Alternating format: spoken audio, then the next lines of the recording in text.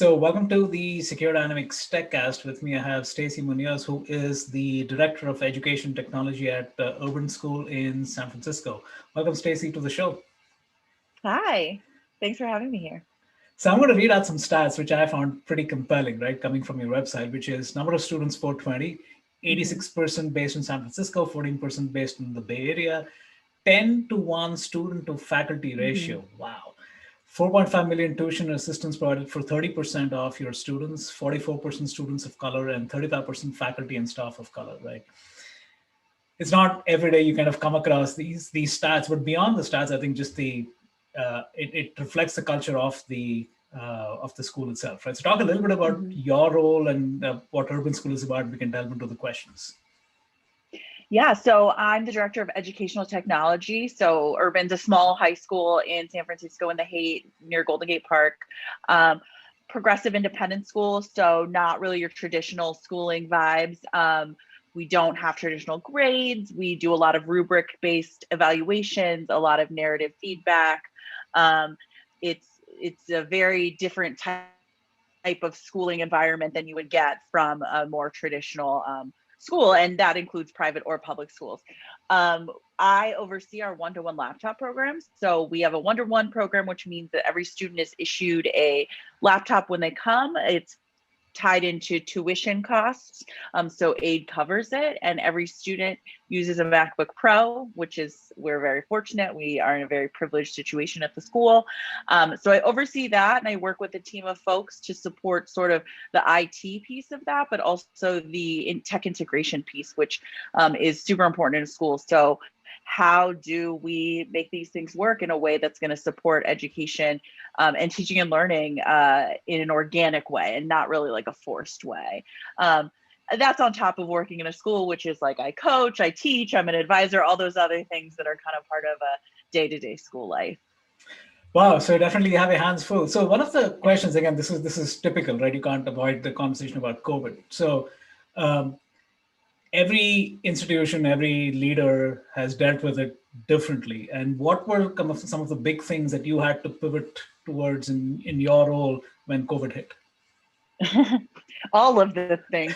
I mean, obviously in a school environment, it's complicated because you're dealing with kids who don't have their own homes, like don't have their own bedrooms all the time. Yeah. So we had to prepare for a landscape of students that all have different circumstances and backgrounds to support their learning.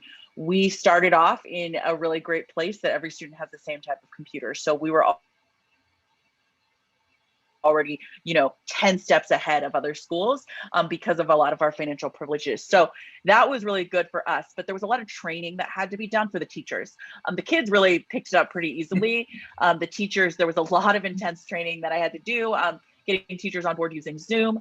And then, we tried out things like Google Meet and stuff like that. So we had to evaluate a lot of tools in the beginning.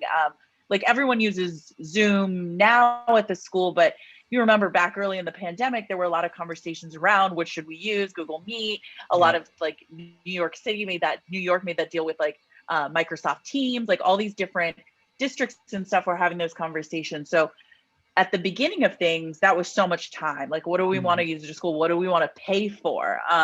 Some stuff was free. Zoom was free for a really long time. Some stuff isn't free anymore. So much of the shift was just like really quick evaluation. And now I think, it's been a year pretty much.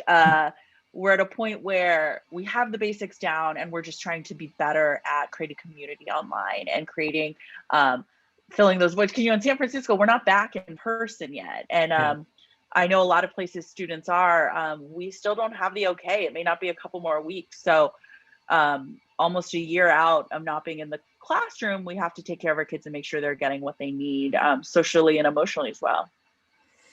Yeah, certainly. I know it's not been easy, but talking about your own journey, right? I mean, was if you kind of dial back, say 10 years ago, right? So when you were in school, what did you already have your sights set on an IB career? Yes or not? And the second part of that is, what have been some of the learnings for you now that you're in the job in terms of if you did have a vision of, hey, this is what an ID leader does versus like what you were saying right now, which is just a quick evaluation of a number of different conferencing products.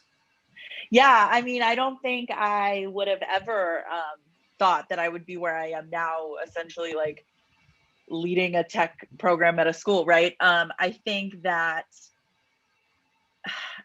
went to film school. So my background's in film school. I studied film in college, and people are always like, that's so weird and not at all attached. And I was like, well, I was that weirdo in the editing room behind a computer, putting together video montage, like things like that. So to me, it felt like a transition that made sense. But I got into it by working at a school. I went to a private high school, and I worked there over the summers. And I think for high school kids who want to get into any sort of IT or just into computers, go to the tech off at your school and ask them if they have work for you, because every school I've ever worked at, we always have work for the summer for kids. And that's what I did in high school. I worked in the summer, and then that ended up also being what I did in college. And it really just started off as a way to make money, because I was a nerdy kid. My brother was a nerdy kid. So we would just be like, do you need help putting together computers? Or, you know, they'd paint a classroom and they'd need to move the computers out and move them back in. And, you know, somebody who can do that easily and quickly for cheap, a school's like, sure, that sounds like a good job for a 15-year-old. Which it is. It's great. I love being able to pull kids in to do that stuff for me in the summer. So that's kind of how it began. And then I was a teacher for some time, and I was sort of supporting people in the role that I'm in now. And then I just went full on into this ed tech role that, is a lot more IT than I would have imagined going into it. The further away from teaching you get, and the more you get into managing, the more IT that adds on to the work. And I think for me, though, that really ties into also just me being a teacher. Like, I teach kids, and I think in the IT world, it's a lot of teaching teachers. And in that sense, it's so funny to think about it. I never think of myself as like an IT person, but everybody else thinks of me that way. But I'm like, we're just chatting. I'm just teaching. Like, we're just doing this. So I think there are a lot of like less traditional IT roles than what people imagine it to be, right?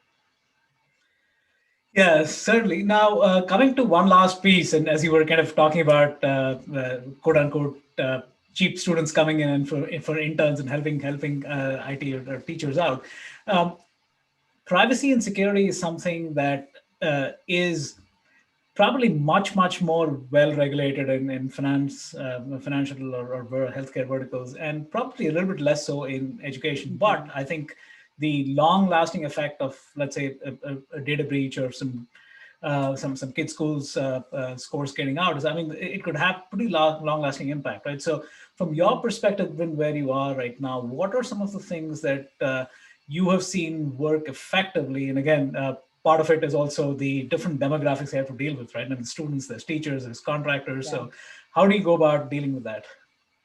Yeah, I think, yes, totally different demographics have different ways of approaching it, and it's never what you think it is. I think with teachers, I have to stress the importance of little things like, when you share your screen on Zoom, make sure your email is closed, right? That's not something I have to teach kids, right? Yeah. Kids know that. The teens know that. The adults don't. And that's like a really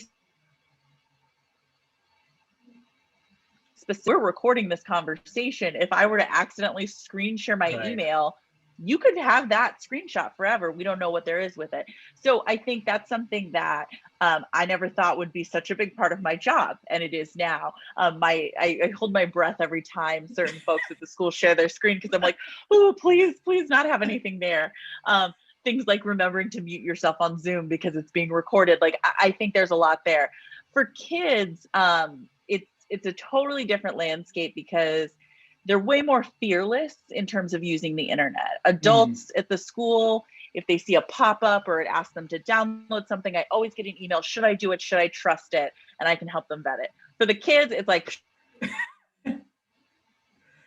click, right? It's totally different there. So we have a lot of like filtering. We don't actually filter our network, but we do have a lot of like, we have software that searches through for adware and things like that. That's our biggest thing we deal with. So we really had to work on that. But the other level of privacy that I think is super important that's come up now is with everything being online and virtual schooling, there's so much data, like you said, the data breach and the data that's being shared. We have teachers who record classes in Zoom and then they have to save that file. It's so hard. It's the hardest part of my job because it's the part that people understand the least.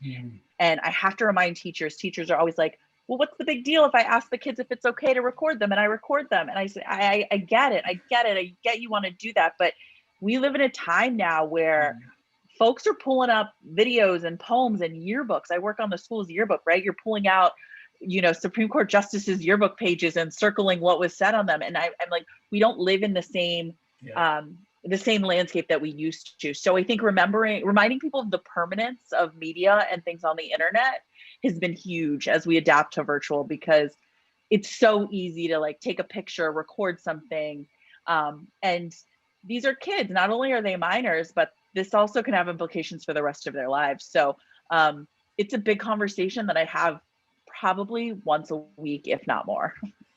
Wow, no, there's certainly so much to be said about that, right? Like the part that you mentioned about these kids, I mean, this digital trail is going to stay with them forever. Nothing ever, the internet never forgets, right? No, never. I know. Great conversation again, Stacie. Stay safe and looking forward to chatting with you in the future. Thanks so much.